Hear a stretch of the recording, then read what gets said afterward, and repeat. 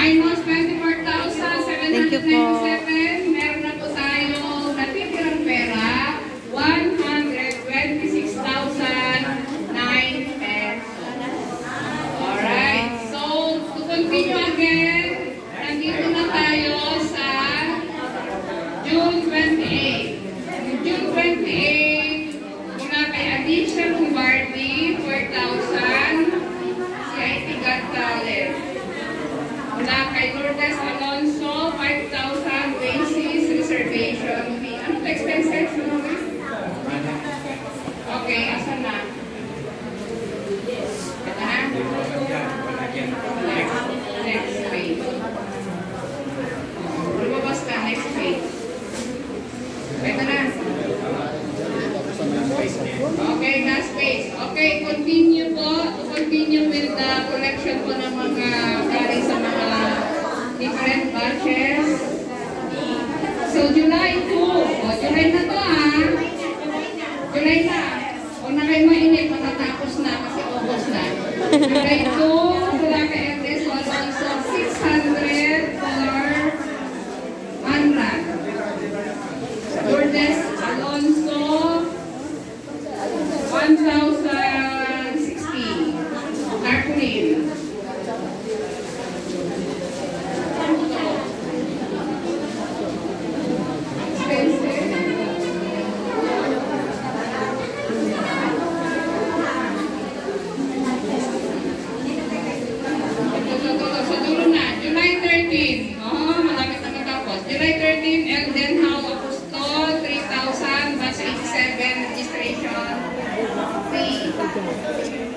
July 13, Malutapian Estrada, 27,500. Registration fee, 335 yung na-register niya. Tapos, Maritoni, Taburuan, yung batch 84, 21,900. Registration fee. July 13, Florentina Poco, bus 81, 9,600. July 13, Jocelyn Mendoza Season, bus 94, 18,500. Uniform. July 13, Ofelia Ginaldo, bus 74, 4,200. Batch leader. Ewan ko ano sinabi niya dyan. Anyway, so ngayon, meron na tayong kamerahan. We have a cash available na 213,411 centavos. Meron na ako tayong perang 213,411 centavos. Alright, okay. So, that's it. Subtotal.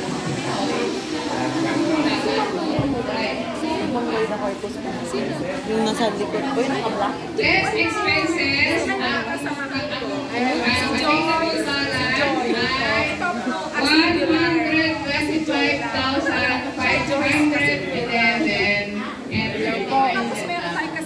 So that is po yung treasurer's report. Yes, thank you, Madam Assistant Treasurer. Yan. Ewan ko kung may nakinig sa'yo. Alam nyo, hindi nyo kilala yan. May tipik yan sa PUP. Sige po, nice meeting. Professor yan. Buti hindi kayo pinatigil. Yan. Strict na itong professor eh. PUP yan. Yan, si Opelia from COA. After reading to you the Treasurer's report, yan, binabantayan ako ng COA. Yun ang COA. Mamaya ririgligin niya kung totoo o hindi. Yung report. Actually, ako lang ang gumagawa nun. Hindi naman nila kayang gawin yon. Tsaka busy sila. Kaya lang, ang gusto ko na sa kanila, inaalalayan nila ako. Kaya lagi ko silang pinagkakate para i-audit ako.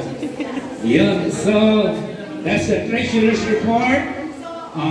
Okay, ngayon, gusto ko na makipakilala sa inyo yung mga nagtatrabaho sa likod ng ating reunion. May I call on Hart Castillo.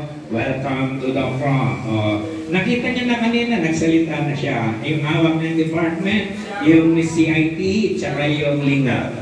I would like to call on, of course, si Jella, di ka na nito, Charmela. Our new member sa OPP Linga. Wala pa si Elden? Wala pa si Elden. Okay, baka nagdi-deliver pa. No? Yan, si Jella. At itong dalawang kumuha ng camera, si Joy, yan, mahihain. Nagsasalita ako, sabi ni Sir, takot ako sa malaking crowd. Yan, si Joy. Siya ang ating tagagawa ng lahat ng design sa t-shirt, tarpaulin, lahat. Siya atin. And si Joyce naman, yan ang ating web designer. Siya ang gumawa ng ating website. Ayan, yan yung mga behind the camera. Yun, wala na akong makita. Wala na. Absent yung dalawa. Si Elden, si Arlene, nagtitinda pa. Team building pala yung pinuntahan niya. Yun. So, ito po ang nasa likod ng reunion. Kita niyo na, kilalanin niyo. Yan. Maraming salamat sa inyo mga kaibigan. Thank you din, sir. Habang nagme-merienda pa si Madam Eros, nakita niyo naman si Madam Eros kahit pa namatayan, pero nandito pa rin siya. O sige nga, Madam Eros, ano ba message mo? Narinig ko kasi yung Miss CID, may mga correction dyan. Kasi dati, sabi pati section, mga section ng uses, hindi na po natin kakayanin yun. Masyado nang madami. Overcrowded, mamaya, sinabihan nyo, mag-represent, and then hindi naman matawag. Nagtatampo pa. Umutang-utang ang petibado, tatlo lang ang may suot, tapos biglang hindi nyo naman natawag. So before announcement, before anything, before any announcement that you will make, please consult us first, okay? Para hindi tayo magkakaroon ng kaguluhan. Kasi, take note, we only have a week. And that week also will be our junior, our foundation week. So, isisingit-singit lang natin yan. Mga activity na yan, pagdating sa JS prom natin. So, yung mga newses na yan, kung ilalagay natin sa night, sa alumni night, grand night, hindi wala na ginawa kundi nag-views, paano na yung night yun na orchestra. Hindi na tayo makakachat-chat. Yes, hindi na tayo makakapatang udang newses na tante-apantay yung ay ayapan. Which is not, siyempre po. The grand alumni is for us to be happy, to enjoy each other, na makita, nagiging na laing pinangagsala. Part of that, part of the party is dancing. Now, although, yung mga Miss CIT talaga, Miss CIT, alam po na, di ba may Miss Alma Mater? Dalawa ang tinatawag natin ng Miss CIT. We have the Miss Alma Mater and the Miss Intrams, right? Yung Miss Intrams during the intramural, which is the oldest. Yung Alma Mater, minsan i-selected. Siniselect. Or sometimes, may time noon, during nagtuturo pa ako, may ginagawa nilang money contest.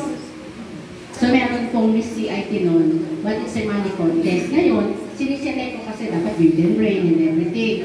So, we will give them a proper honor, especially si Ma'am Beltran. Kasi siya yung first na Miss CIT.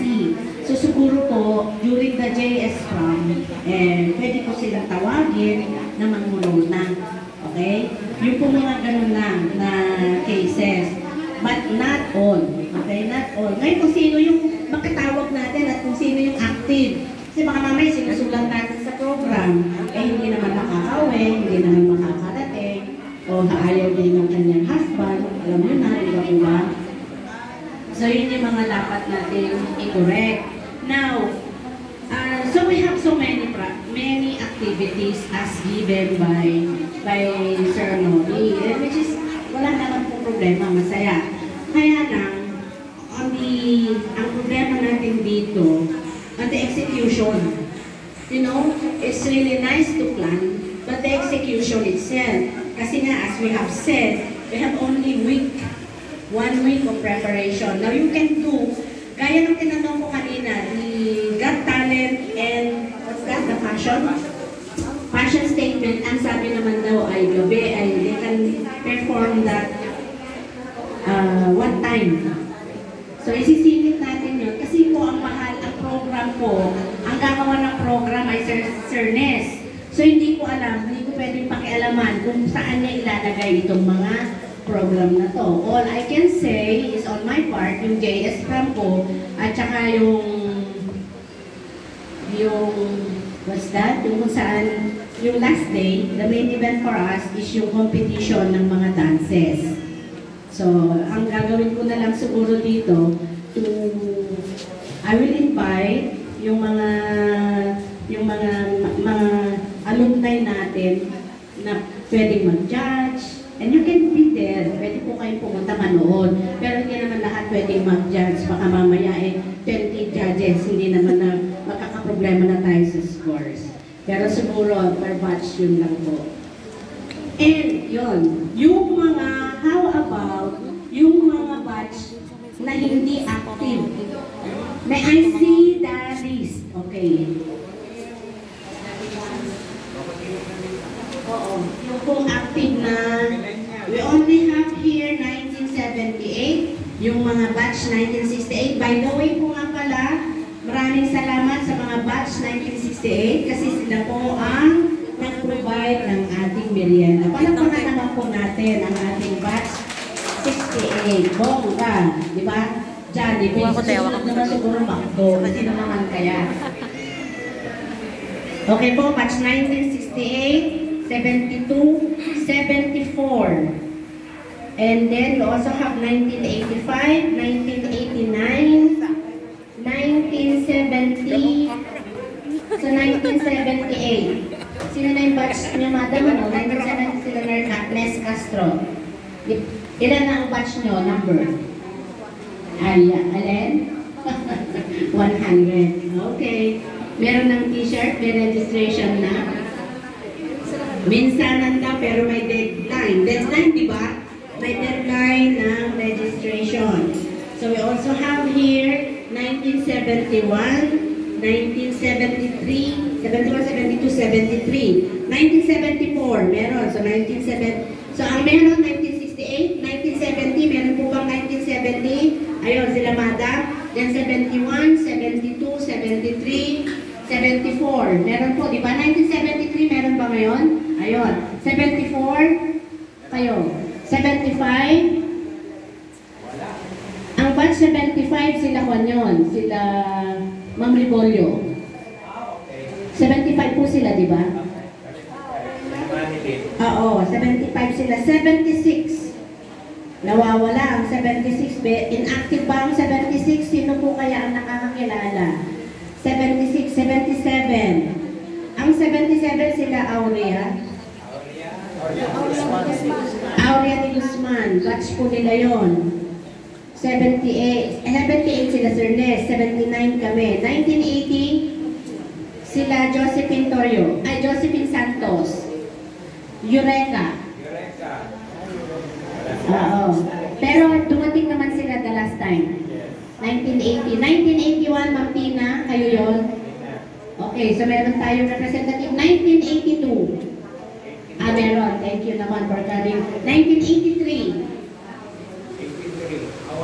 Sino po ang sa palagay ng 1983? May nakilala kayo sa 1983? Ayun, ilang meeting na tayo. Kukunti pa rin po ang mga 1984. 84, 85. Wala rin 1985. Meron. Meron. At least meron po. At least meron mag-iikot. May magsasabi 1985, 86. Ayun, meron 1986. It's a revolution. 1987. Ayun, meron naman pala 1987. 1988. Sino ang mga konyo ng 88? Si Susan, okay lang. 88. 89. Ayun, meron. 89.